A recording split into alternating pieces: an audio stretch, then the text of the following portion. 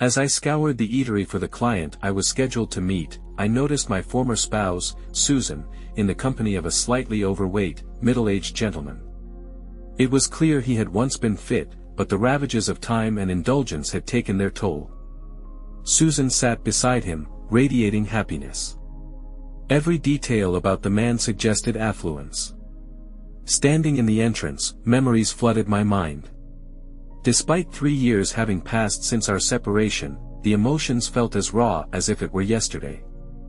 This is how I found myself here, observing from a distance instead of being by her side. My problems began with a trip to Albany for a client meeting. I decided to stay overnight to avoid a lengthy drive back. However, my plans were disrupted when, barely an hour into the journey, the client called to report a broken fender. He was unharmed but apologized for the late cancellation. I assured him it was no inconvenience and suggested we reschedule. Nevertheless, I felt unprepared for the additional 2 hours of driving ahead. I promised to do my best and planned to return home for a surprise romantic dinner with my beloved wife. 90 minutes later, I finally turned onto my street. The first thing I noticed was the presence of 3 unfamiliar cars in the driveway. I knew my wife often invited her friends over when I was away, so I didn't think much of it. I parked on the street and entered the house, assuming everything was normal. However, the sight of 4 sets of clothes scattered across the living room floor immediately signaled that something was amiss. As I stood there, a gut-wrenching realization hit me. My wife's passionate cry wasn't a call for help, it was a familiar plea for more intense lovemaking. My heart sank as I grasped the truth: my wife was engaged in a carnal encounter with someone else. Despite my reluctance, I knew I had to face the reality awaiting me upstairs. Upon reaching the top of the stairs, I was met with the sound of my wife emitting a primal scream.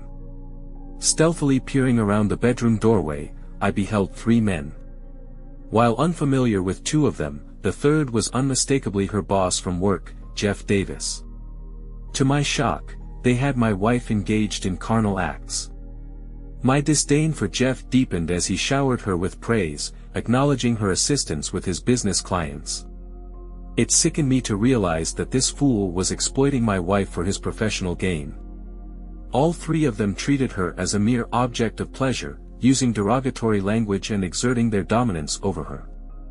Witnessing her behavior, so alien to the woman I knew during our 10 years of marriage, I couldn't help but agree with Jeff's choice of derogatory label for her. Quietly retreating, I slipped downstairs unnoticed, seeking refuge in my office. Retrieving my digital video camera, I found it still had some battery life with an old holiday cassette inside and space for recording. I aimed to document my wife's actions for legal purposes rather than creating some illicit spectacle. Setting up the camera at the bedroom door, I captured footage of my wife's face and the others involved. Managing to endure only 510 minutes of the ordeal before my emotions overwhelmed me, I realized that while some might find such a scene arousing, for me, it brought only sadness and a profound sense of betrayal. Feeling utterly deflated, I sought solace downstairs to collect my thoughts in my office. I retrieved my weapon from the safe, removing the safety as a precaution. Though not inclined toward violence, I couldn't shake the urge to assert myself if things escalated. Venturing into the living room, I confiscated the car keys and wallets from the discarded pants strewn across the floor. Deflating the tires of all vehicles parked outside, including Sue's car, I returned indoors. A sinister grin crossed my face as I concocted a plan, confident it would succeed. If Sue took her cell phone, spotting it on the bedside table during my recording, I readied my camera, positioned myself discreetly behind the stairs, and dialed her number. After several unanswered attempts, she finally picked up. The silence in the house indicated she had warned the others to remain quiet. "Hey Bobby, how's Albany?" she inquired, breathless. "You seem winded. Are you okay?" I pretended concern in my voice. "Yes, had to hurry upstairs for my phone call," she replied swiftly, composing herself. "My client cancelled, so I'll be home shortly. Interested in dinner?" I asked calmly, though internally, I felt more agitated than ever. "Heading home now?" she asked anxiously. "Sounds good. Just need to get ready, babe." "See you," she hurriedly replied before ending the call abruptly, leaving me with a knowing smile. Aware of what was about to unfold in just a minute, as anticipated, four completely undressed individuals began descending the stairs into the living room. The men swiftly dressed, and Sue also hurriedly tidied herself as they all rushed out. Sue slipped on shoes and a jacket, glancing outside, hoping they'd depart before she did. Had she been less excited, she might have noticed my car parked on the street. The men all started shouting at her simultaneously, prompting Sue to step onto the porch to listen. At that precise moment, I slammed the front door shut and locked it behind her. My wife caught a glimpse of my face as I closed the door, attempting to communicate through the side window with a pleading tone in her voice. The time for discussion was over. The other men returned to my porch, banging on the front door, indicating they wanted their belongings. Realizing their intentions, I dialed emergency services, reporting an attempted break-in. The dispatcher informed me that a neighbor had already called, providing my name and address. I awaited police assistance, which arrived promptly, just 2 minutes later. After the police interrogated my wife, I approached the two officers at the scene and informed them that my wife had been mistreated by the men present, demanding their arrest.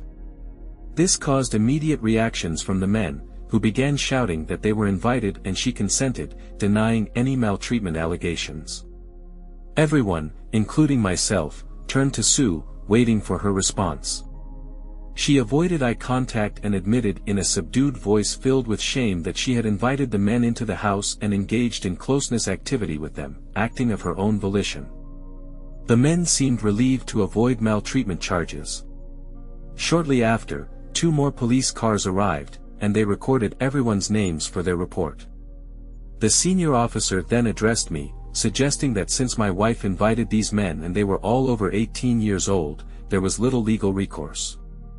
He recommended counseling or similar assistance, delivering the remark with a disdainful glare towards my wife. I instructed the police to call a taxi and informed them that Mrs. Thomas would not be allowed back into the house that evening. One of the men called a taxi after discovering their flat tires.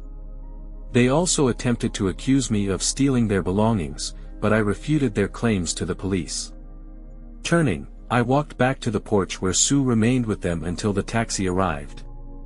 I stood on the porch, my eyes flashing with anger. Despite my fury, my wife bravely approached me, unaware of my rage and the firearm on my person. She may have fled had she known. "Bobby, I'm deeply sorry," she attempted to speak, but I swiftly interrupted. "You've shattered my heart, and I'll never forgive you. Jeff called you a strumpet, and honestly, I think it's fitting. Henceforth, I'll refer to you as such and won't use your real name again. If you ever need to communicate with me, do so through Tad." With those final words, I retreated into the house, locking the door behind me, leaving her standing there. She hurried back to the group in tears, and Jeff moved to console her. She rebuffed his embrace, which oddly brought me some solace. However, my fleeting satisfaction soon waned. Upon returning to my bedroom, the scent of lemon pervaded the air, further incensing me. I erupted in fury, ransacking the entire room. Hauling the mattress, I hurled it onto the front lawn. Retrieving my toolbox from the garage, I disassembled the bed, tossing its pieces outside along with the mattress. Returning to the bedroom, I seized Sue's cell phone from the floor, scrolling through her contacts and messages. Predictably, I discovered repugnant emails, photos, and even videos of unfamiliar men engaging in carnal acts with her. Examining the images, it was evident she was acquainted with them. I chuckled bitterly at my former attentiveness to her, realizing those days were long gone. I carted all the boxes from our bedroom downstairs, depositing their contents in separate piles on the front lawn. Proceeding to purge her belongings from the guest room, I encountered an unexpected revelation. Moving each dresser drawer outside as I had done with the bedroom items, I encountered resistance with the last bottom drawer. Fueled by anger, I forcefully yanked it, hearing a telltale crack. With a bit of force, the drawer finally opened, revealing the source of the obstruction, 7 or 8 DVDs hidden beneath. I accidentally cracked one of the plastic cases, but fortunately, the disc remained intact. My heart sank once more as I examined the discs. I didn't think I could feel any worse, yet I did. Descending the stairs, I scrutinized the titles on the discs, which only intensified my distress. Arriving in the living room, I arranged everything on shelves for closer inspection. The first disc depicted Sue with her close friend Sarah at Sarah's residence. Sue often assisted at Sarah's gatherings in Avon, typically held on Tuesdays and Thursdays. It seemed they engaged in closeness activities with various individuals at her house. As I watched the footage over several hours, tears welled up, halting only at the sight of the final 2 discs. The first showcased Sue with her tennis instructor, a service I funded. She attended lessons every Saturday, returning too fatigued for closeness later in the evening, which now became clear. The second disc revealed Sue engaging in closeness encounters at her workplace, specifically in the boardroom with Jeff, her boss, and Jeff's superior, Bill Evans. Bill held considerable influence in the community, often featured in newspaper articles for his philanthropic efforts, which I now witnessed extended to my wife's private affairs. Retrieving a large envelope, I carefully placed inside it a cell phone, the discs, and a cassette tape I had recorded earlier. My intention was to hand the entire envelope over to my lawyer and confidant, Ted Worth, my trusted friend of many years. He was one of only 2 individuals in whom I truly confided. Nothing else mattered at that moment. Glancing at Sue's computer on the desk, I powered it up and began duplicating every file, email, photo, and video onto external drives. It took approximately an hour to complete the process, after which I settled down to sift through my wife's digital archives. Among the videos were scenes reminiscent of those found on the CDs I had discovered. Additionally, I stumbled upon explicit images typically associated with adult websites. Delving further, I uncovered a trove of emails spanning about 6 months. Despite her attempts to conceal them under misleading file names, I unearthed correspondence between her, Jeff, and several other men, as well as exchanges with Sarah. Just last week, I had dismissed them until one nearly devastated me. The thought of using my weapon crossed my mind, but I realized she wasn't worth it. I had to remain strong. The only email that affected me this deeply was from Sue to Sarah. Sarah questioned why she hadn't left me to be single again and asked Sue to detail her ideal future husband. Here's how she responded. Sarah, I have no interest in him anymore. Bobby is faithful but foolish. I fear he'll soon uncover my secret lifestyle. He's not entirely clueless, but love blinds him. Lately, he's been gaining weight, and his expanding belly is off-putting. Comparing him to other men, he's lacking. I also detest beards and mustaches, which make him appear somewhat repulsive. I once loved him deeply, but the excitement of recent years is too enticing to give up. His lawyer best friend could pose problems if he gets involved. Jeff and Bill at work hint at promotions and perks with suggestive undertones. I laugh. I also desire a house and a car.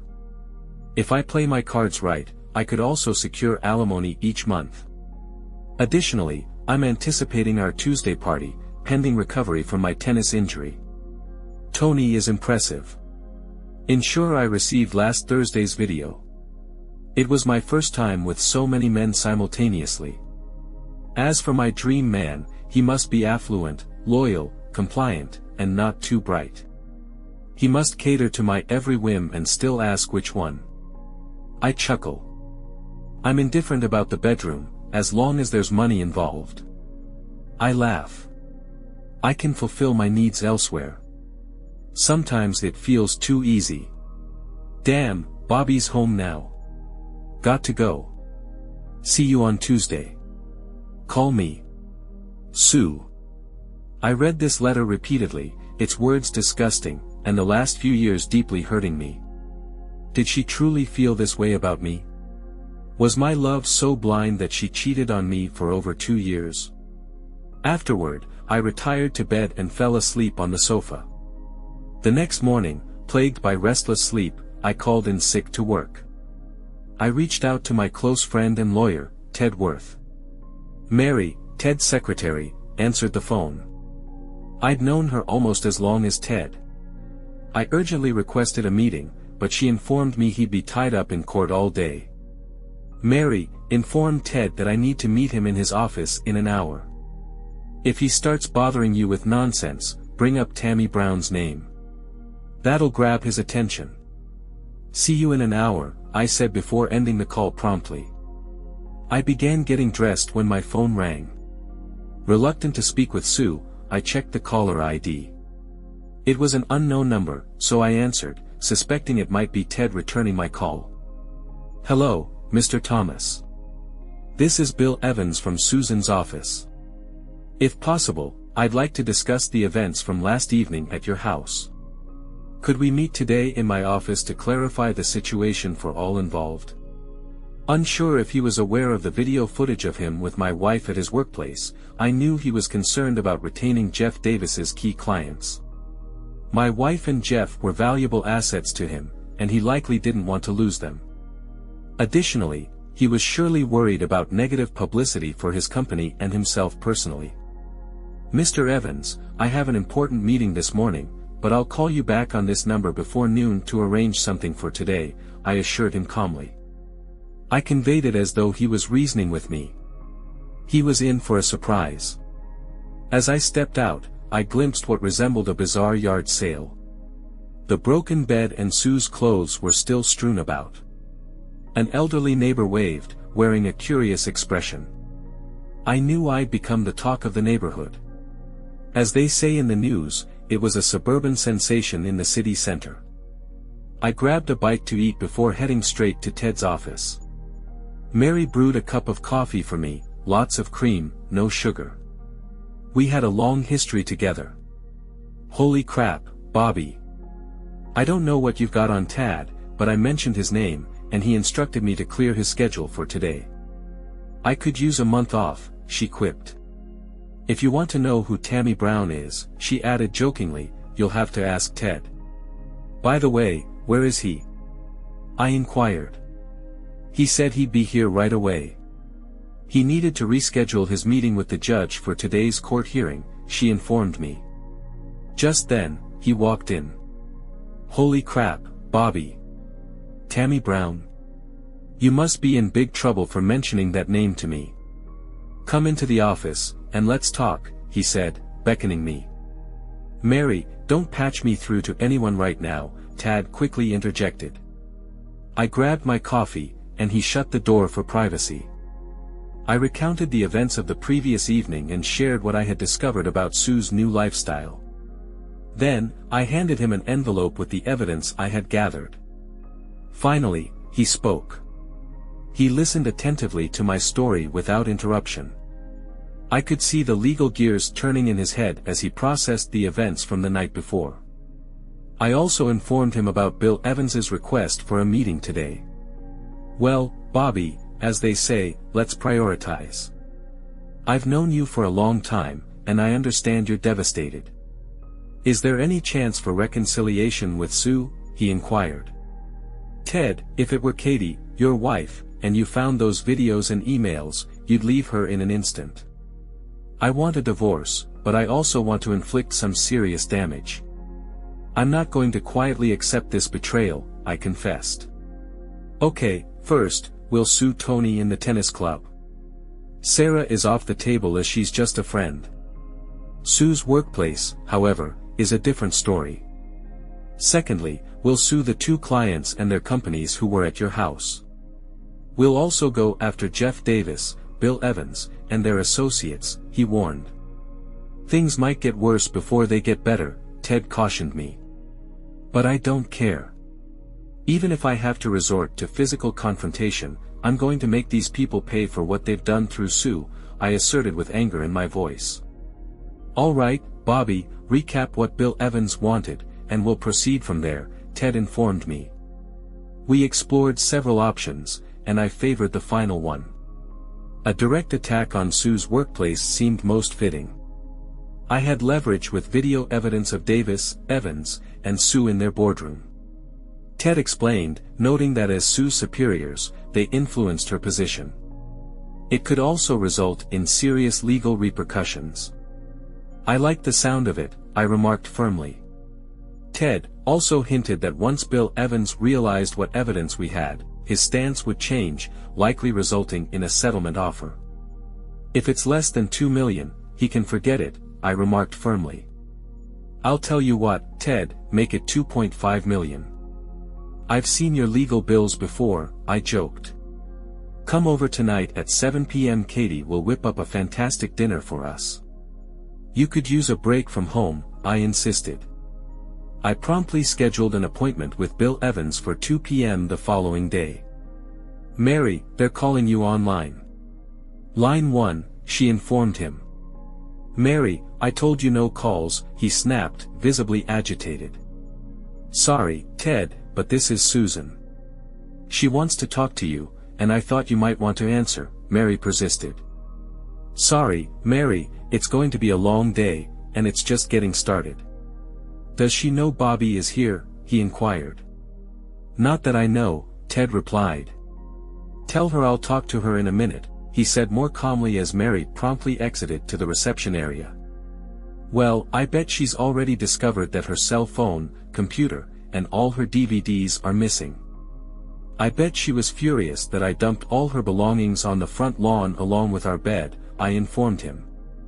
Wow, you really had a busy evening. Let me handle this conversation, and please refrain from intervening as your lawyer. I need to clarify a few things right now, he indicated to me, connecting the call. I started to overhear a one-sided conversation, but I could almost discern what she was saying to Tad without hearing her words. Hi, Susan. This is Ted. Yes, I already spoke to him. Bobby is a stand-up guy and my friend. I thought you of all people would have his back instead of betraying him. No excuses, Sue. I'm not in the mood. Yes, I'll represent him. He has strong arguments. You know this won't be pleasant, right? I'll talk to him, but you've shattered a man who was always faithful and deeply loved you. I doubt he cares about your opinion. My advice is to get yourself a good lawyer. You'll need one. Yes, Bill Evans scheduled an appointment for 2 p.m., though I don't think you should attend.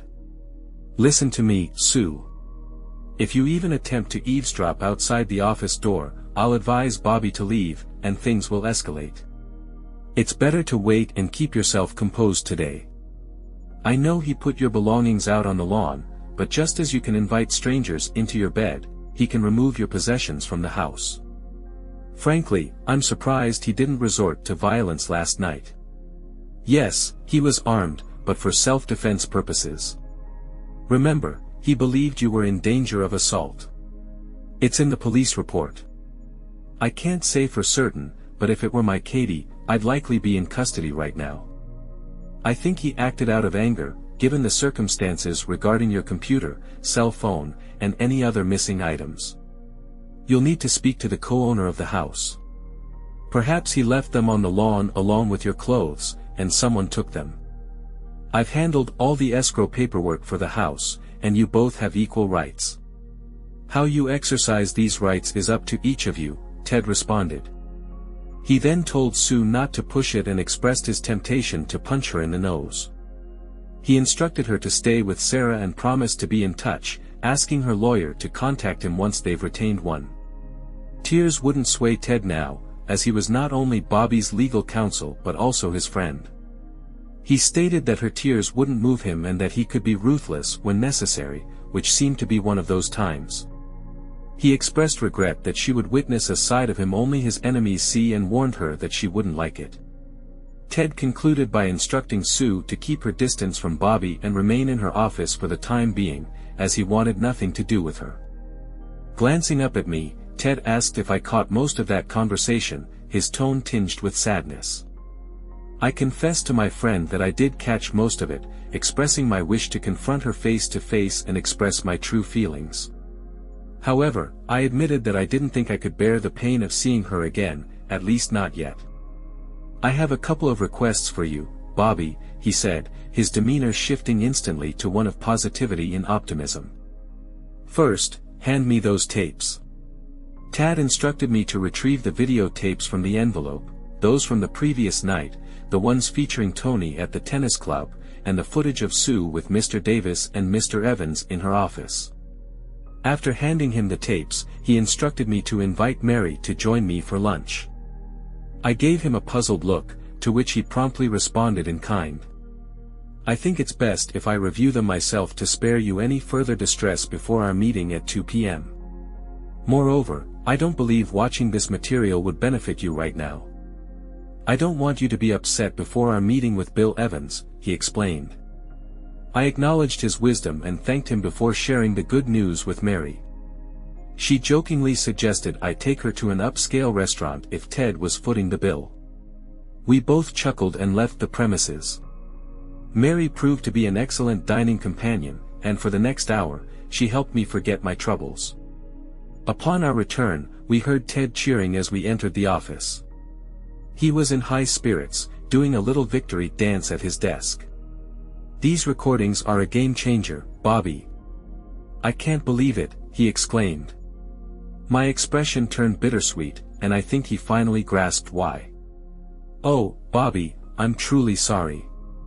I didn't acknowledge the significance of these videos. I know Sue's actions have deeply hurt you. I was just excited about what I uncovered, he apologized sincerely. Bobby, come over here. I need your eyes on something, Ted beckoned me, and I complied, positioning myself behind him to view his screen. Did you watch the entire video? Tony shot at the tennis club with Sue, he inquired.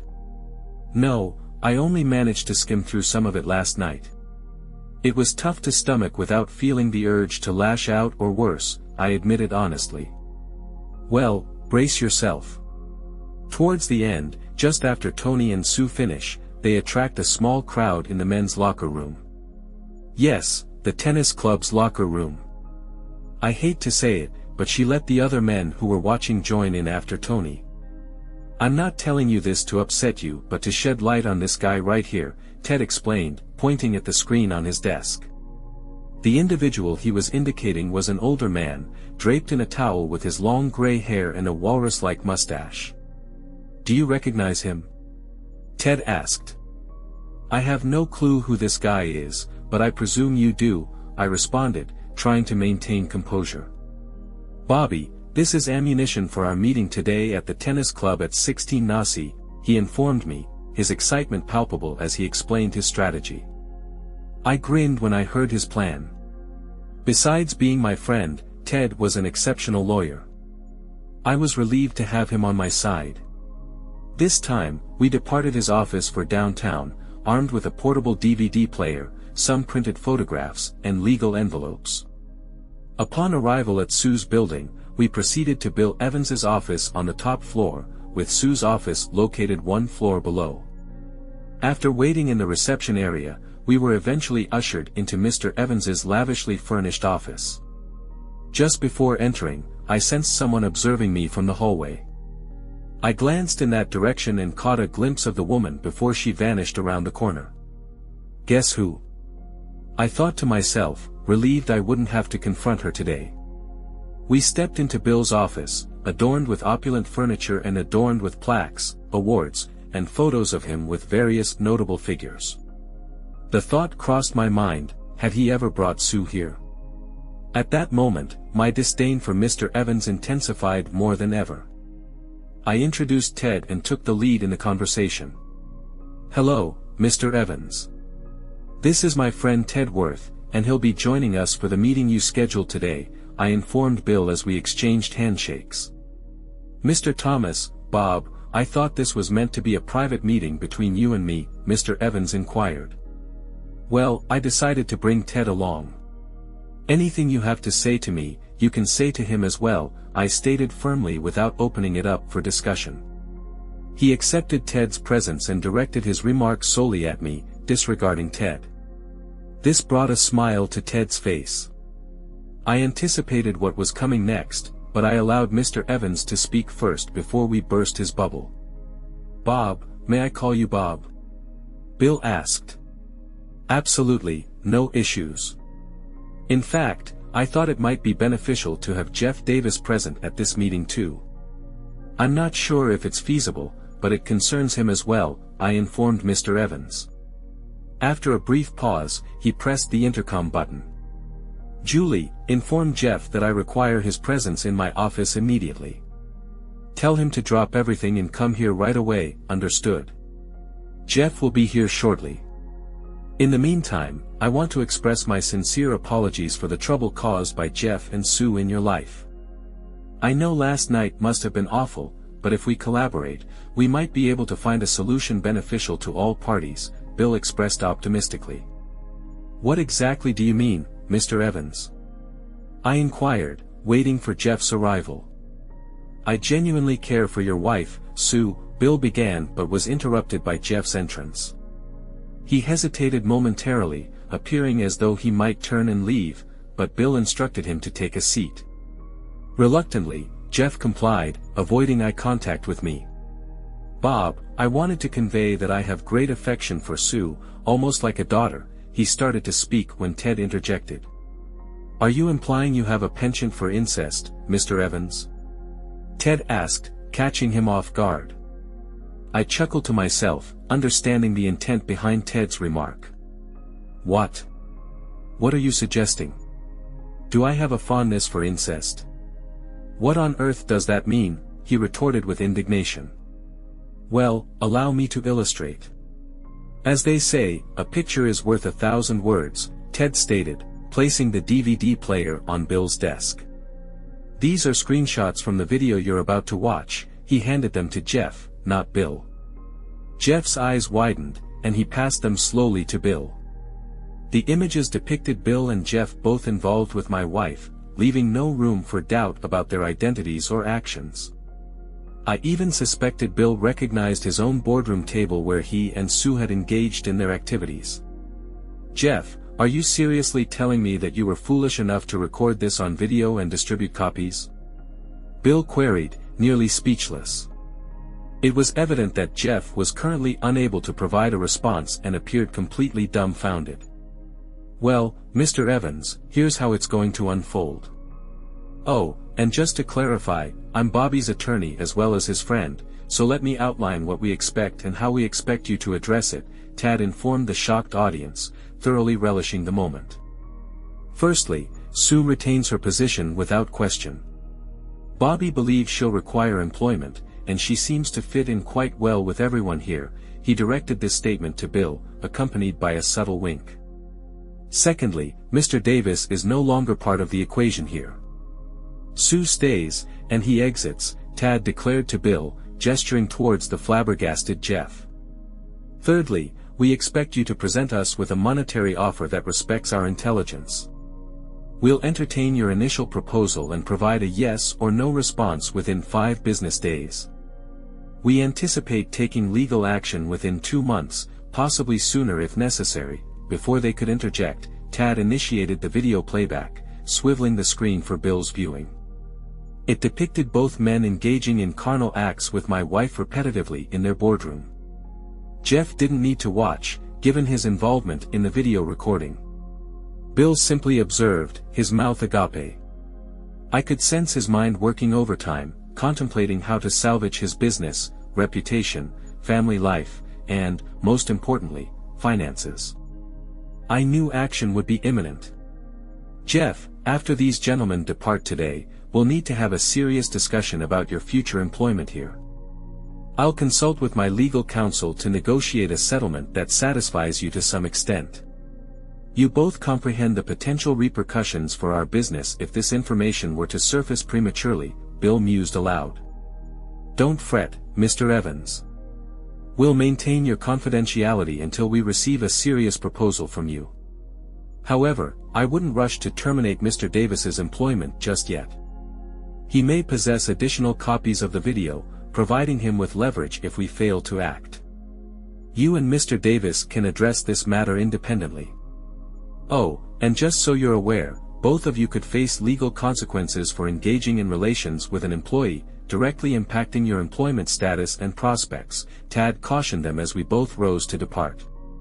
Tad reclaimed the DVD player and the photographs we had brought along.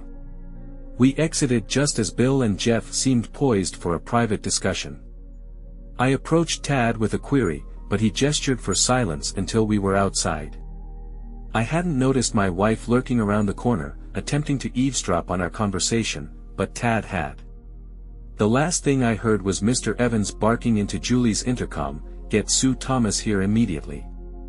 I grinned, anticipating an intriguing encounter. Bill would soon discover that I had discovered his DVD in our home. Once outside, I inquired why he had given Jeff an escape route by suggesting he use his own videotape against Bill. Divide and conquer, as they say, Ted explained. It's better if they don't act as a united front but rather each for themselves. That way, if Bill makes a half-hearted offer to us, we can play them against each other, Tad also noted wisely. Jeff and Bill have families and attend church, despite their behavior depicted in the videotapes. They're not keen on rocking the familial boat at present. As I departed the building, I realized it would now be remembered as the site where my wife betrayed me rather than the esteemed workplace she once inhabited. It saddened me to think about it. Ted's words snapped me back to reality. All right, let's grab a beer before our next rendezvous at the tennis club at 4 p.m. We could both use a drink right now, and there's something I need to discuss with you, though I'm not quite sure how yet, Ted mentioned as we drove across town toward the tennis club. We stopped at a quaint bar restaurant adjacent to the tennis club. Ted ordered 2 beers and began speaking to me. "Bobby, I believe Bill Evans will extend an offer, but likely for just under $1 million. I'm familiar with his legal team from another case, and they're quite adept. He's also a realist. I'll call him tomorrow and convey that a lowball offer won't bode well for his client's business or personal life. I'll propose around $3 million or suggest we abandon negotiations altogether," he disclosed further. "Moreover, I need to ascertain if, in the event the offer is rejected, I have your authorization to cast Susan in an unfavorable light. I won't hold back for anything. My duty as your legal representative is to pursue what ensures victory in court, even if it entails painting an unflattering portrait of her. It might get ugly and highly publicized. I'll utilize every legal means at my disposal to secure our case. You might not appreciate all the potentially damning revelations about Sue, your marriage, and even your carnal life that could surface. I'm not sure if you've considered this aspect," Ted added. At the 11th hour, I expressed that I had given serious consideration to the matter and believed I possess more integrity than they gave me credit for. I mentioned that if necessary, I was willing to proceed, but I preferred to explore the financial offer route first, which I hinted at to Ted. Ted agreed and suggested starting by evaluating what Bill had to offer. He assured me that if Bill's offer was unsatisfactory, he would handle all the necessary paperwork promptly. Additionally, he mentioned leveraging his newspaper contacts and friends at 3 local news stations. He said they would be willing to obtain footage, images, even if they needed to censor the explicit content with blue bars, as they say in sitcoms. "Ted, you've consistently been there for me, and I trust your judgment. I just wish this whole mess never happened. Being an oblivious husband was more enjoyable than being publicly humiliated by a cheating wife. Nevertheless, you have my authorization to take whatever actions are necessary.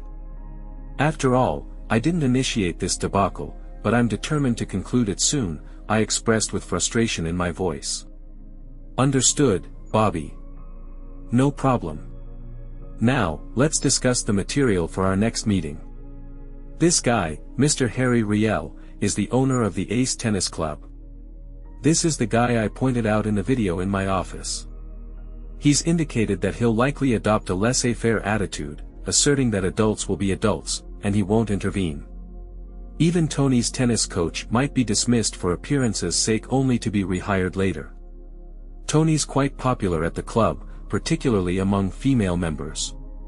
Keep in mind, Bobby, that while men primarily pay club dues, women are also stakeholders. This dynamic will be pivotal in your interaction with Mr. Riel. He briefed me on the situation. We arrived just in time, and it was evident that Mr. Riel and Tad didn't see eye to eye. Their animosity was palpable from the outset. "Mr. Riel, this is Bob Thomas," he said, nodding in my direction. "And his wife is a member of your club. It has come to our attention that Tony Simba, your tennis instructor, was having an affair with Mr. Thomas's wife. We want to know what you plan to do about this," Tad finished. He waited for Riel to speak, but even I knew that he would take everything upon himself and, in a few words, send Tad to hell. "Listen, what two consenting adults do behind closed doors in their own time is none of my business," Harry Riel informed us. "And as for you, Mr. Thomas, if you can't satisfy your wife in the bedroom, don't come crying to me and blaming me if she strays. There are plenty of unhappy spouses who frequent the Ace Tennis Club. Some keep returning for the personalized attention my staff provides them, if you catch my drift," Harry said, winking at me. I felt the urge to lash out at him, but Ted restrained my wrist and quietly advised me to stay composed and follow his lead. "You see, Harry, you're assuming this occurred outside the club without the owner's knowledge and consent. It's presumptuous of you to make such assumptions," Ted confronted him, pulling out a DVD player and placing it on his desk. Ted pressed play, directing the screen towards Harry. It was evident from his reaction that he didn't like what he saw in the video footage. Before Harry could respond, Ted interjected.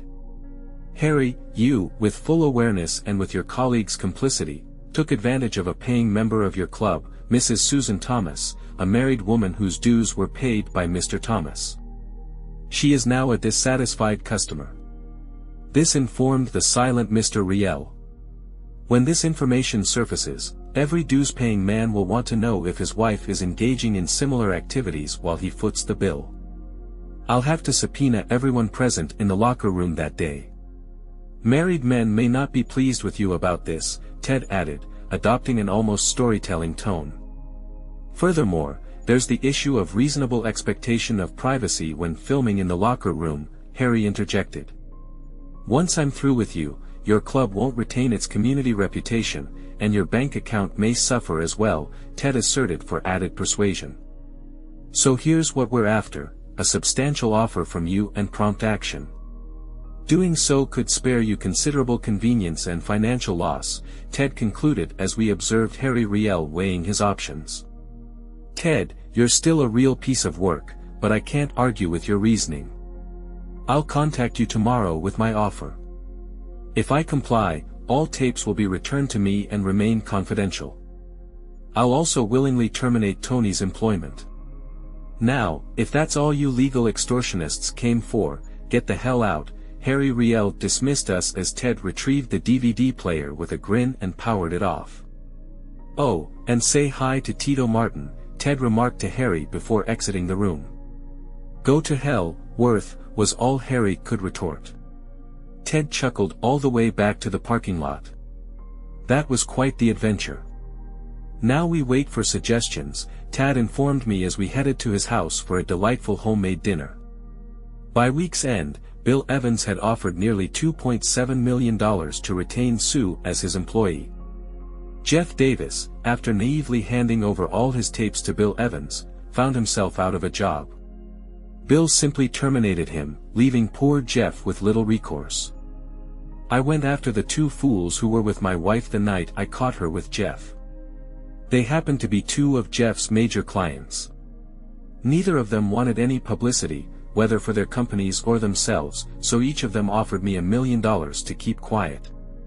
Harry Riel refused to make any offer and suggested we take legal action, so we did. He ended up losing $3 million by the time we were done with him. His club suffered a mass exodus of members, and he was compelled to relinquish ownership. He likely thought he could evade consequences, but the judge wasn't impressed with the footage from the private locker rooms nor with the infidelity.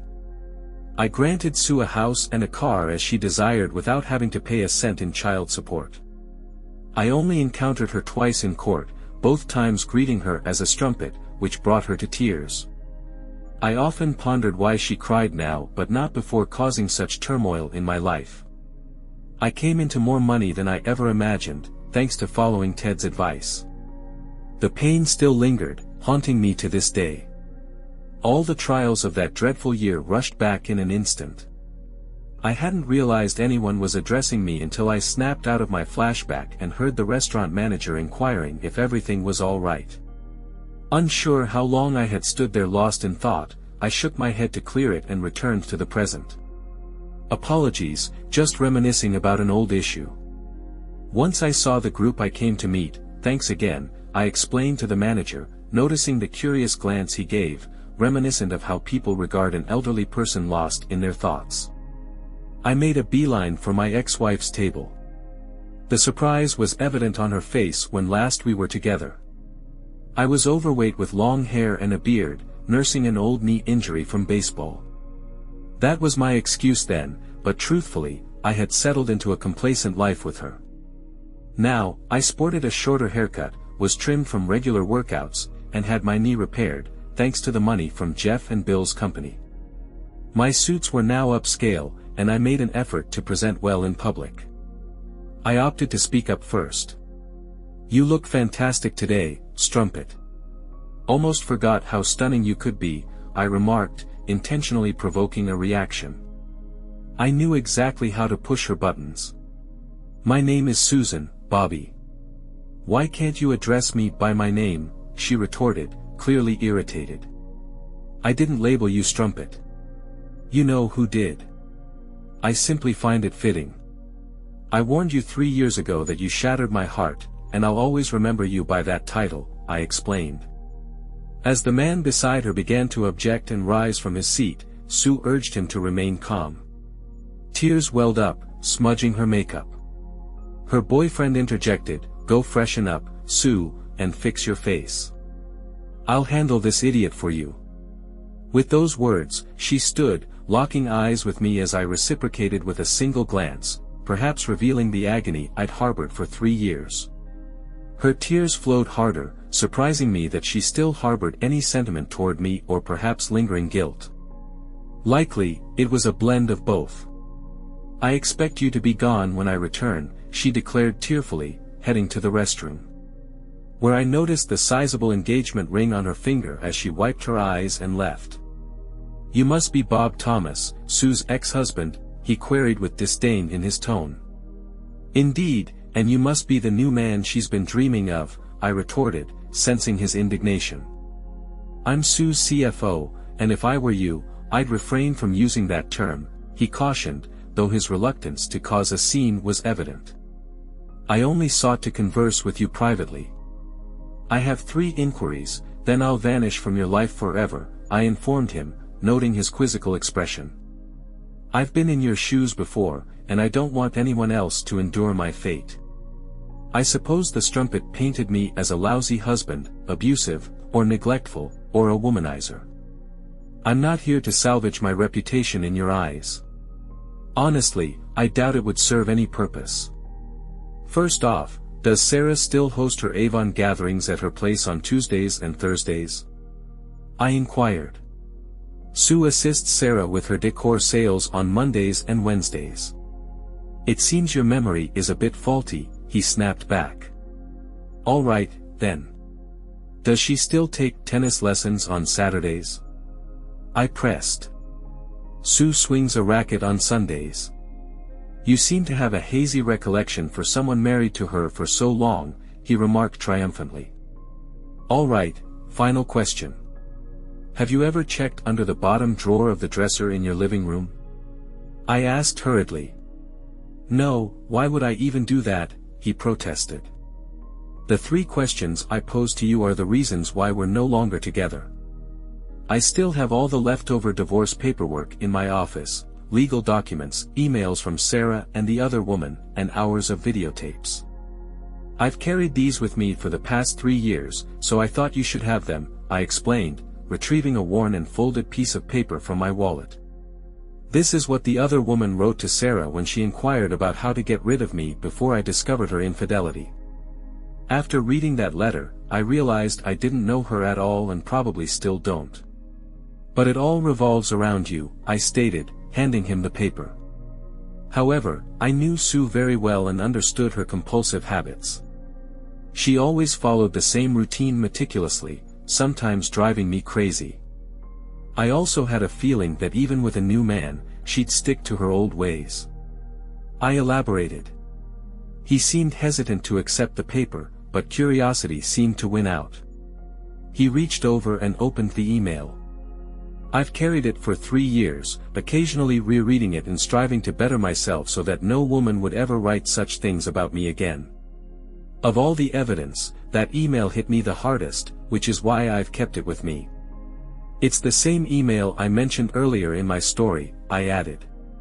Peter read the letter slowly and set it down on the table. Quickly, he grabbed a pen, scribbled a note on it, and, to my surprise, abruptly left the restaurant. No glance back, no thanks, nothing. His expression remained impassive. I leaned over to see what he had written on the old email. I'll return home shortly.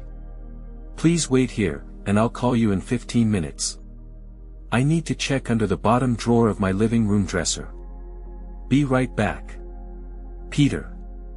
I sensed he'd seen the truth, even if he wasn't thrilled about it. Something told me I hit too close to home on all 3 matters. The email seemed to be the tipping point, and he needed to verify it himself. Leaving a note on Sue's table, I departed. There was no way I'd stay in that restaurant with anyone tonight. Back in the foyer, I phoned my client, who didn't mind rescheduling the meeting since they were running late anyway. Before leaving, I glanced once more at the table. Sue returned, searching for Peter. Sitting down, she noticed her old email and Peter's note below. Her face drained of color as she recognized the contents of her old email and Peter's message. The last time I saw my wife, she was sobbing so intensely that the entire restaurant turned to look. I felt a pang of pity, but at the same time, I was indifferent. That was the final encounter with her.